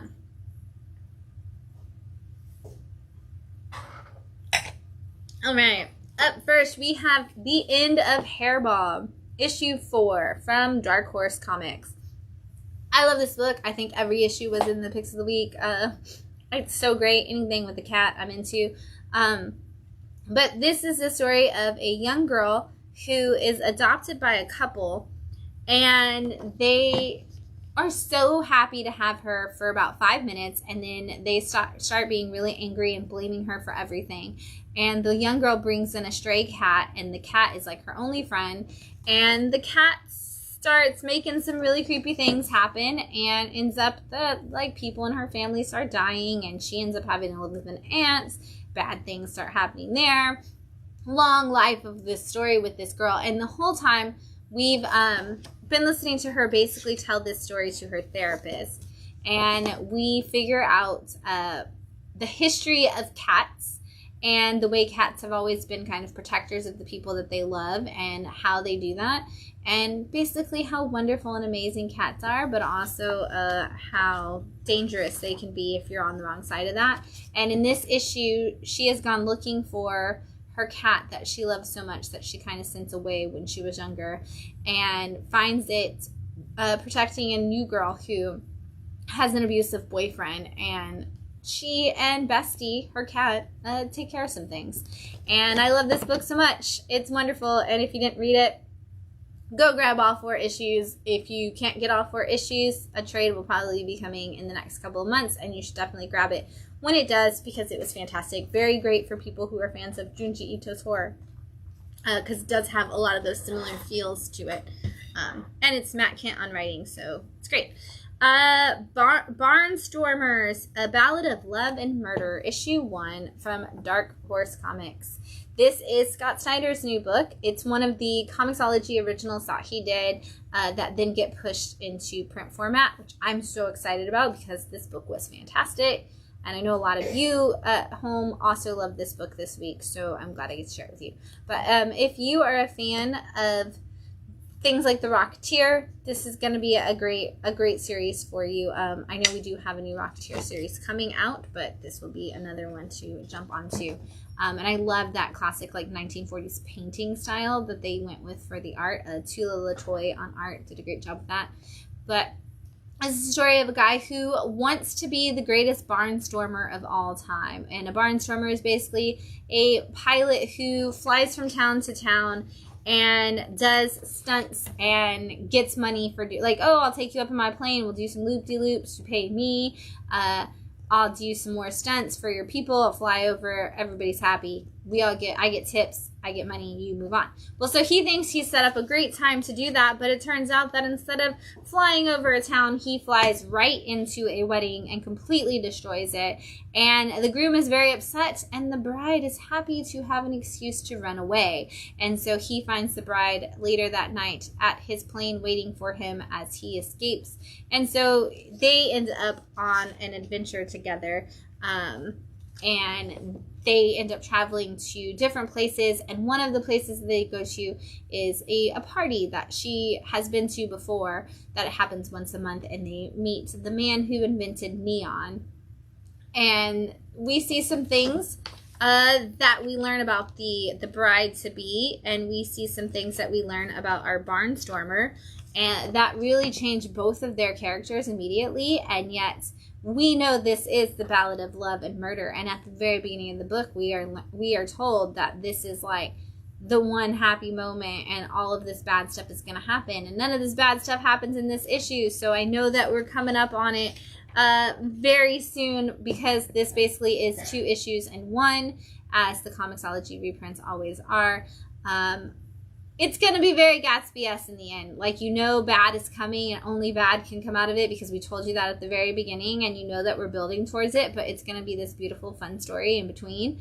And I'm 100% in. I think that all of the pitfalls that we see in some of the characters in The Rocketeer aren't in here.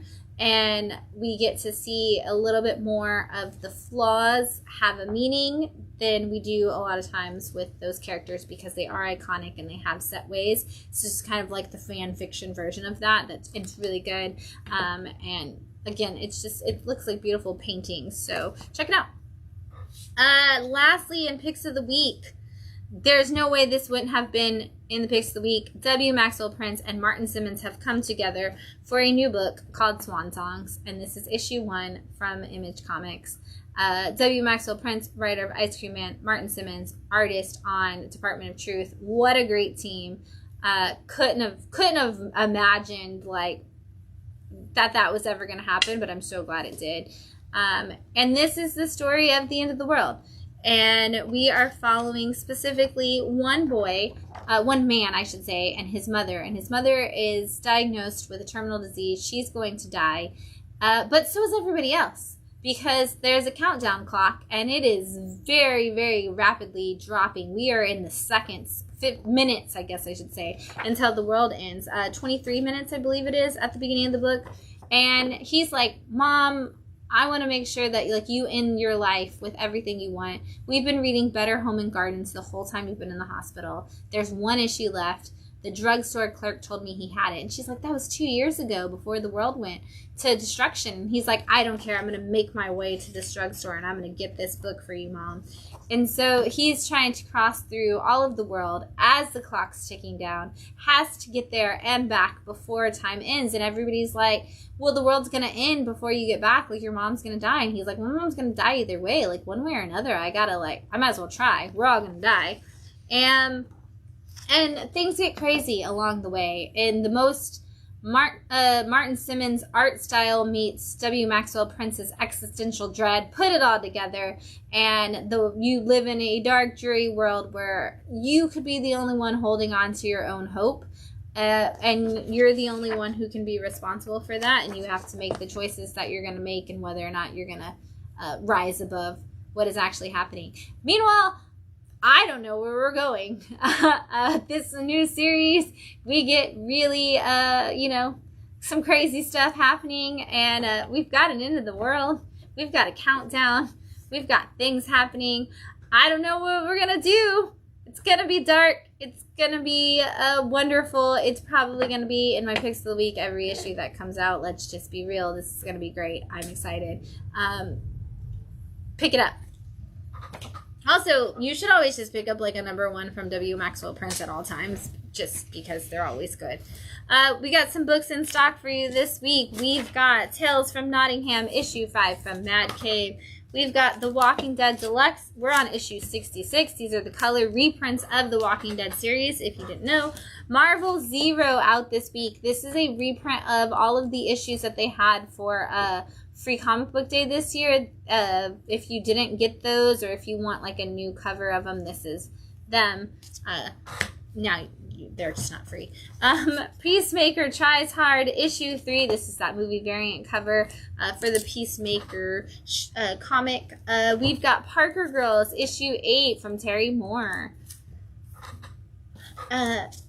Frank Miller presents Ancient Enemies, The Greater Good. This is Dan DiDio's story from the Frank Miller press that's run by Dan DiDio and Frank Miller. X-Men Before the Fall, Sinister 4, #1. This is part of your ending of the big Hickman verse or possible ending, I guess I should say, of the big Hickman verse of X-Men. And this is the Hellfire variant because we are getting close to that Hellfire Gala. That's the same book. X-23 Deadly Regenesis, issue 5. We've got Venom, Lethal Protector, issue also 5. Yes, also issue 5. We've got Thor's Annual out this week. So if you are following along with that Thor series, right before we relaunch to Immortal Thor coming up in like a month. We've got the Ninja Turtles Armageddon game, issue 8. still going strong on those Ninja Turtles. We've got Adventures of Superman John Kent issue 5 out this week as a part of your Dawn of DC. And speaking of your super titles for Dawn of DC, we've got Steelworks issue 2. We've got Spider-Man issue 10. This is the Hellfire Gala variant for that. Super excited. I'm really stoked for the Miles one that comes out this week. It's such a cool cover. Spawn issue 343. Still only $2.99. Yep. Night Terror is launched this week, and there's a whole bunch of different titles that I didn't even bring with me. Like Ravager had a title, which is Deathstroke's daughter, Rose Wilson. Black Adam had a title. There was the Night Terror's First Blood, which is the one shot that kicks off Night Terrors. You need that one to start with because it's everything. And then there's also a Poison Ivy issue 1, and I love that we get to see these covers that showcase like the greatest fear of some of these heroes, and like Poison Ivy's is just living like a happy housewife life. Like her greatest fear is that she'd have to have a terrible boring life. And I'm just going to show you the other Night Terrors. We have the Joker issue 1. I liked the cover A because it had him at work in an office, and that was like the Joker's biggest fear is that he had a day job. But I also really love these Destined to Win black and red variants, and then this is the Batman Night Terrors book. They're only on the first issue of all of them. The second issues don't have them, but every Night Terrors book is in issue 1 and 2. Daredevil issue 13 out this week. Doctor Strange issue 5. My favorite cover of that was the Scarlet Witch cover, Hellfire Gala variant. Captain Marvel Dark Tempest issue 1. And I just want to stare at Carol in this cover forever. This is her Hellfire look, and I'm going to say it again, I just hope her date for the Hellfire Gala is Jessica Drew, and I hope Jess looks gorgeous, and they just win all of the awards for cutest couple. And I'm aware that they're not a couple, but they are in my head.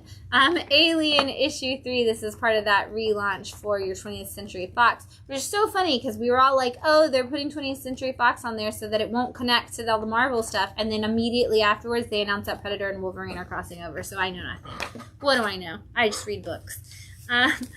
Billionaire Island Cult of Dogs is finally out in trade paperback from Ahoy Comics and Mark Russell. If you haven't checked this out, this is such a fun book. You should definitely read it.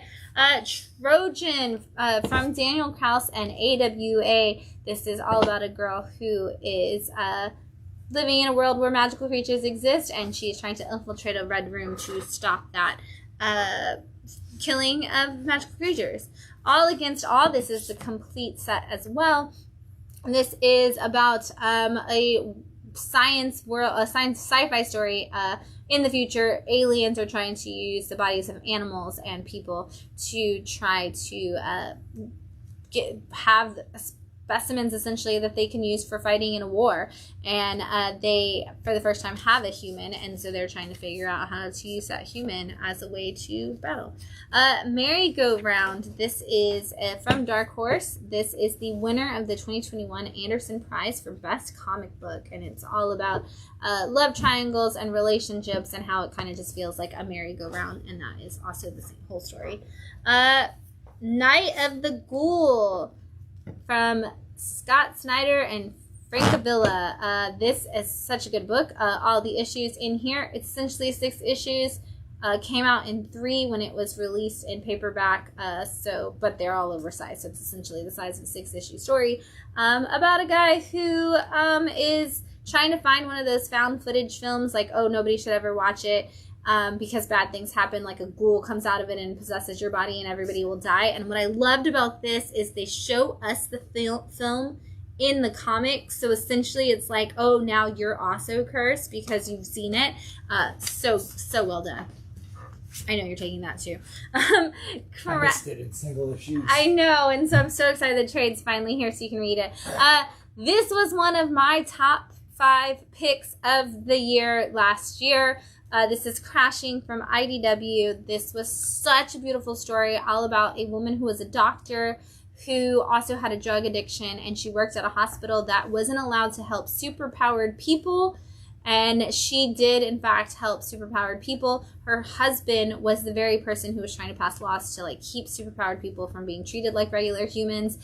Meanwhile, she's also working for a mob boss.